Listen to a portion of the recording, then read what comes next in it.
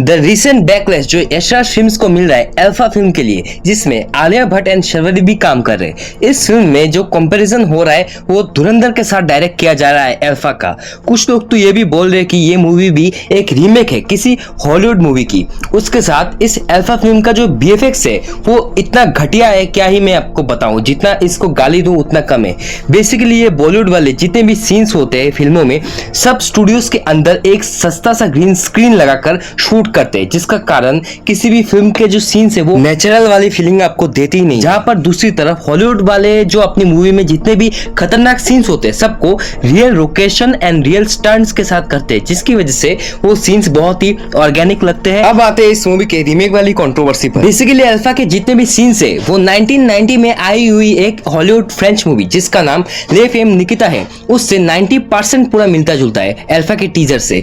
इसके first scene को देखिए जहां पे लॉर्ड बॉबी का जो कैरेक्टर होता है वो आलिया के कैरेक्टर से टेबल पर बात करता है। बेसिकली आलिया का कैरेक्टर और बॉबी देओल का कैरेक्टर बाप बेटी का दोनों प्ले कर रहे हैं। सो आप बॉबी देओल को आप अच्छे से देखिए, यहाँ पे बॉबी देओल का जो कैरेक्टर है वो हरियाणवी बोलता है, मतलब उसको हरियाणवी बोलने के लिए बोला जाता है, लेकिन बॉबी देओल को ठीक से हरियाणवी भी नहीं आती। वो बीच में कभी कभी हिंदी घुसा देता है, फिर बीच में हरियाणवी बोलता है। मतलब इस फिल्म में जो कास्टिंग हुई है बॉबी देओल की Haryanvi as a Haryanvi character वो बिल्कुल भी फिट नहीं बैठती।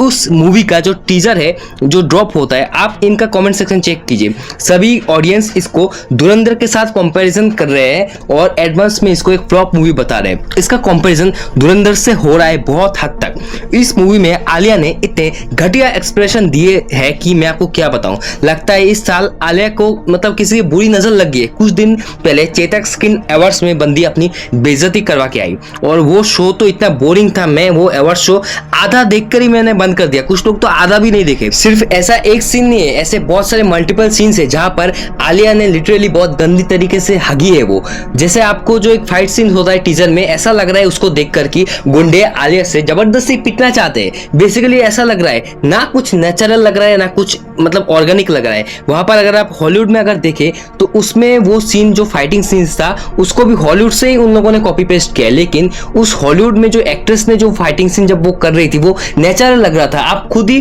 कंपैरिजन करके देख लीजिए। मैं इधर वीडियो तो प्ले नहीं करूंगा वरना ये लोग यशराज वाले ब्लॉक कर देंगे, लेकिन आप इस मूवी का जो 1990 में आया था उसके फाइटिंग सीन्स और आलिया के जो इस 2026 में जो टीजर है इसके फाइटिंग सीन्स को आप मैच करिए, कौन सा वाला ज्यादा नेचुरल लगता है ये मैं आप पे छोड़ता हूँ। फिर आते हैं इस मूवी के सबसे फनी चीजों में। लिटरली आलिया का जो स्पाई का कैरेक्टर वो प्ले करती है, उसके शोल्डर में एक टैटू होता है जो उसके स्पाई होने का सबूत दे रहा है। मतलब आप सोचिए ना, ताकि उसको लोग पहचान ले कि वो स्पाई है। मतलब इससे कोई बेवकूफ वाला सीन मैंने आज तक देखा ही नहीं है। आप धुरंधर में देखिए जब रणवीर सिंह का कैरेक्टर मिशन पर जाता है, वो अपने जो पुराने जितने भी उसके जो फैमिली है उसको छोड़ देता है, अपने बॉडी में जितने भी अतीत में जो जो निशाने थे वो सब कुछ मिटा देता है, फिर नए लुक में वो मिशन पर जाता है। लेकिन यहाँ पे यशराज फिल्म्स का जो स्पाई का कैरेक्टर होता है वो मतलब टैटू बना लेता है ताकि उसको पाकिस्तान के स्पाई वाले पकड़ ले, उसको जेल में डाल दे। मतलब ये कोई स्टोरी है? ऐसे बकवास स्टोरी शायद लिखता कौन है? हाँ अभी याद आया, इसको लिखा किसने है?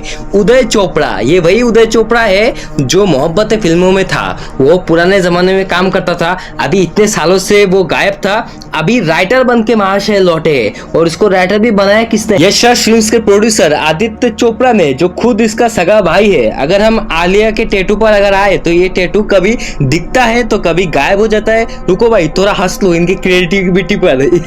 इस अल्फा मूवी का जो बैकग्राउंड में जो रेड कलर का जो लाइट होता है वो भी इन्होंने हॉलीवुड से छापा है। मतलब सब कुछ ही छाप लो, आप कुछ भी मतलब ओरिजिनल बनाओ ही मत। वायरस की स्पाई मूवीज में एक चीज आपने हमेशा से नोटिस किया होगा कि इसके जो फीमेल कैरेक्टर्स होते हैं स्पाई के, वो बहुत ही ग्लैमरस तरीके से शो किए जाते हैं। मतलब इनको देखकर आपको कोई देशभक्ति वाली फीलिंग आएगी ही नहीं। और यहाँ पर धुरंधर में अगर आप देखिए दूसरी तरफ, वहां पे जो स्पाई के कैरेक्टर्स होते हैं उनको सच में देखकर लगता है कि वो एक स्पाई के कैरेक्टर है। उनके कॉस्ट्यूम्स को देखिए, उनके हुलियों को देखिए, वहां पे ना डिस्को डांस होता है रास्ते पे, ना रास्ते पे हीरोइंस नंगा नाचती है बिकनी पहन के। ठीक हो, धुरंधर का थोड़ा अगर मिट्टी का भी थोड़ा अगर आपको अगर आ जाए अकल तो आप अच्छा फिल्म बनाएंगे।